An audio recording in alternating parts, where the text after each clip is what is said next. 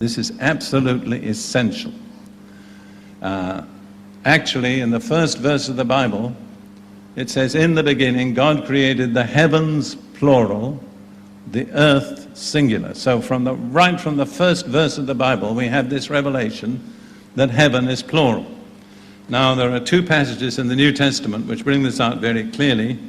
The first is 2 Corinthians chapter 12, verses 2 through 4, where Paul is talking about people he knew who had had marvelous spiritual experiences.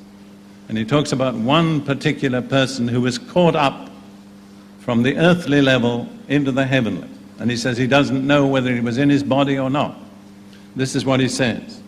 I know a man in Christ who 14 years ago, whether in the body I do not know, or whether out of the body I do not know, God knows, such a one was caught up to the third heaven. And I know such a man, whether in the body or out of the body I do not know, God knows, how he was caught up into paradise and heard inexpressible words, which is not lawful for a man to utter.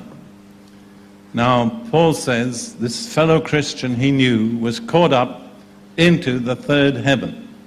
He also says he was caught up into paradise, which would seem to suggest that paradise is in the third heaven.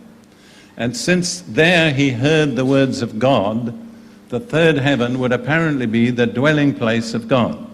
Now, I am a logician, and I can't escape from logic. One thing I am convinced of, if there is a third heaven, there must be a first and a second. There never has been a third of anything without the first two.